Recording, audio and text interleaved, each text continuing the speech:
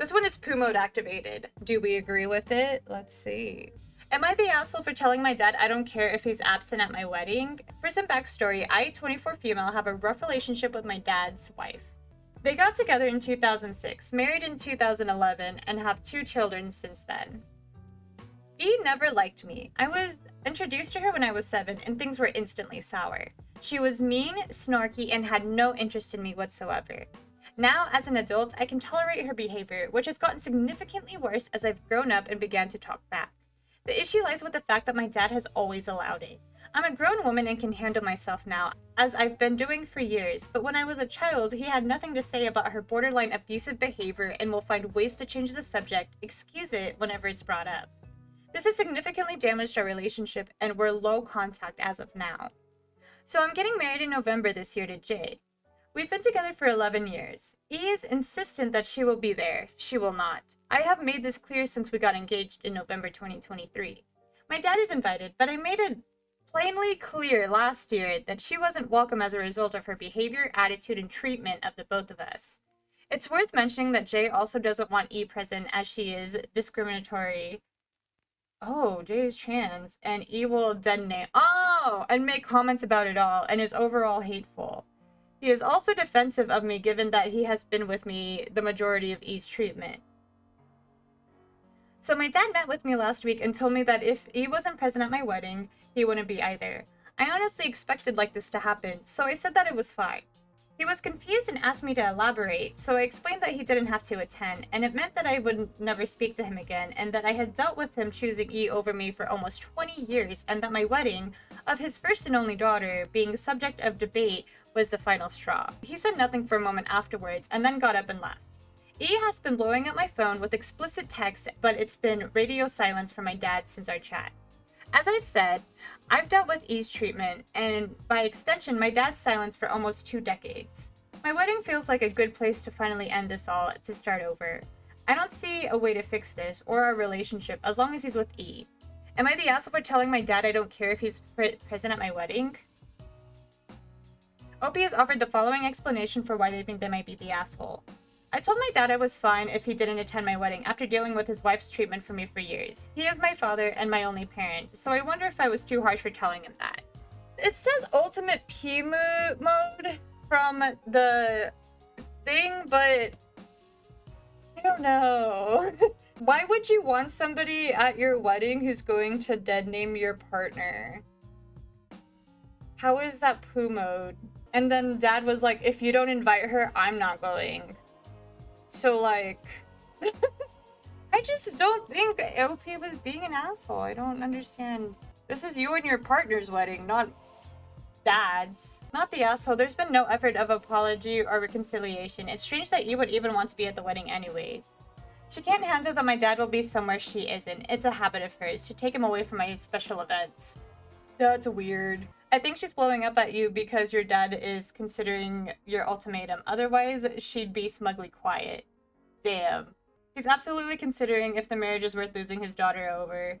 And the fact that this has been how E has behaved the entire time, that OP was so ready to accept him for not coming as a result of it, definitely has got him thinking. I don't think OP is the asshole. Poo mode activated? I don't think so. This is their OP's wedding. I feel like they're in the right. Am I the asshole for declining a job after accepting it when I saw how little I was getting paid? No. I'm gonna say no. I, 56 male, had applied for a job as a hotel maintenance worker from a job posting that advertised a wage starting at $16 per hour BOE. I took a shot figuring I could get a little more because I have many years in the field, electrical, mechanical, equipment repair, from both the military and civilian jobs. After the interview, I was given the job and a start date, and I was told to expect new hire paperwork in my email and please complete it before my first day. While I was doing the new hire packet, I got to the employee compensation and I was shocked to see $15 per hour. I was given the impression that my experience would get me more than the starting pay advertised, not less. Literally! This was 2 days before my start date. I contacted my interviewer, who was also going to be my supervisor, and asked what's up with the pay, and he said there was nothing he could do about it. I respectfully declined the position. I was not rude about it. I simply said thank you for the offer, but I could not afford to work for such a small compensation. My friends all tell me I should have taken the job. I told them no way. I was not applying to be a housekeeper. I was applying to be building maintenance. Hold on. I felt as though if I accepted the position for less than even the advertised job posting, I would be setting a precedent for being taken advantage of by my employer. For context, a Glassdoor and a Google search both show minimum wage for industry for this job is around $20 per hour in my area. Was I the asshole for walking away 2 days before my start date? No, but you were an asshole for saying, I'm not applying to be a housekeeper, I was applying for building maintenance. That's kind of raising my eyebrow, but overall, no, you're completely valid. OP has offered the following explanation for why they think they might be the asshole. I might be the asshole because I accepted a job. Then 2 days before my start date, I declined the job when I learned what I was going to be paid. They had to start the hiring process over again with a new candidate. Well, they kept it a secret on purpose. That's like one of their things. Absolutely not. Not the asshole for not taking the job, but I'm so confused about how it got to this point of new hire paperwork. The advertisement said $16. The contract should have been at least $16, but you were shocked to see $15 because you'd assumed you'd get more than $16 on new hire paperwork?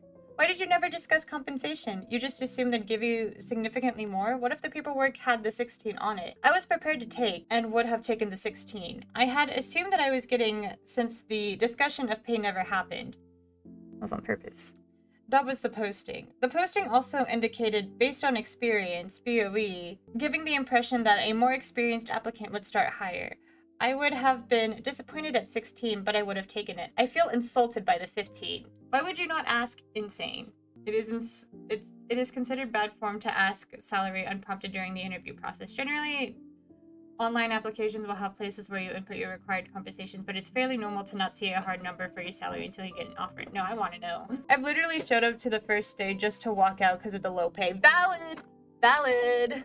Alright, this one is, am I the asshole for moving our second car away from the house after my wife refused to pay for it? What? No? I'm gonna say no. What? My wife and I have always had one car until recently. We have a toddler, so she's been mostly a stay-at-home parent to save on childcare costs until preschool, just working a couple times a week here and there for spending money. She brings in about $1,000 a month doing this. Dang! I cover all the bills, and I've gotten a few raises and promotions over the past couple years, but not enough to handle 2 car payments. My wife has been wanting a car to get around while I'm at work, shopping, events for our kids during the day, etc. I did the math and told her we can only get a second car if she helps pay for some of it. Otherwise, I can't afford to pay for it on my own. We were already leasing a newer SUV at the time, and she loved it, and I didn't really care for it, so we agreed that she'd cover a $400 monthly payment, and I'd cover insurance, gas, maintenance, etc. She was fine with the plan and agreed. I spent some weeks looking around, then went and bought a car I liked. Now we have 2 vehicles.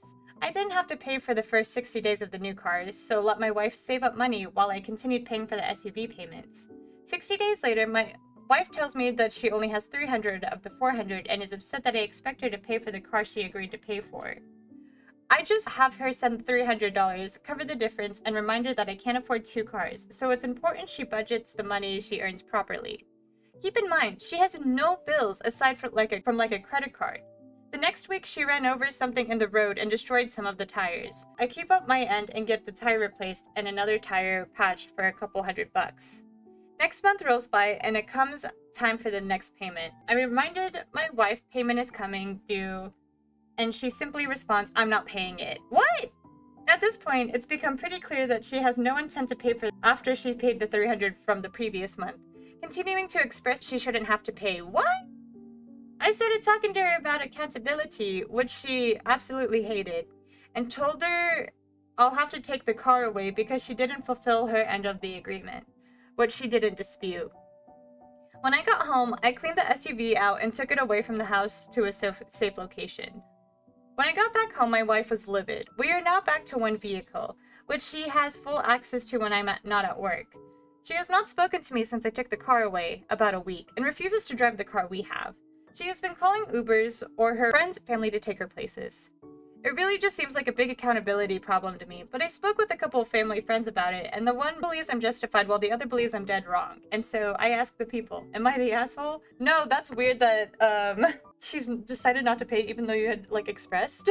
OPS offered the following explanation for why they think they might be the asshole. I took our family's second vehicle away because my wife did not pay for it like she agreed. She's under the impression that I'm an asshole for treating her like a child and is therefore ignoring me and refusing to use our remaining car at all.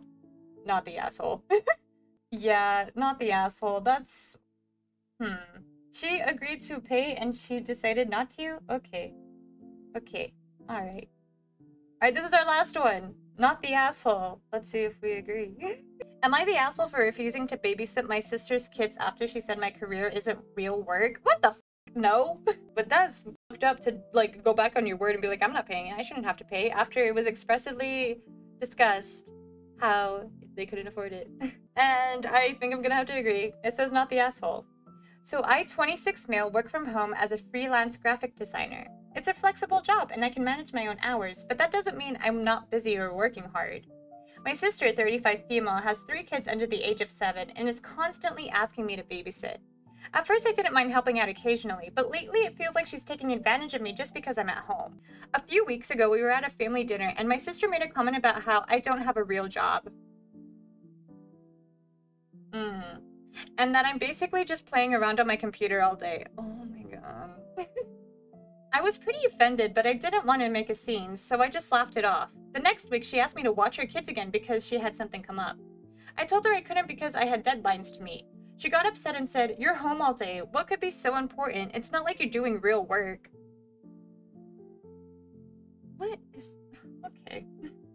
That was the last straw for me. I told her that if she didn't think my job was real, then she could find somewhere else to babysit, and I wouldn't be helping her anymore. Now she's furious and says I'm punishing her and the kids over a harmless comment. Your sister doesn't respect you, bro.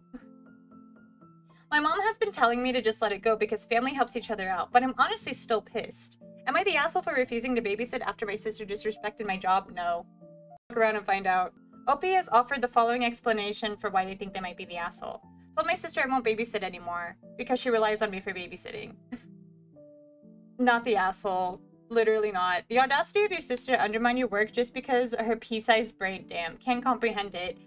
And then having the guts to ask you for unpaid child labor is appalling. Plus ask your mother to help out your sister if she's so concerned. She does help out, but nowhere near as much as I do because she is a little further away. Not your responsibility. I don't think so. I think it's really rude of sister to do that, to say that. But, no.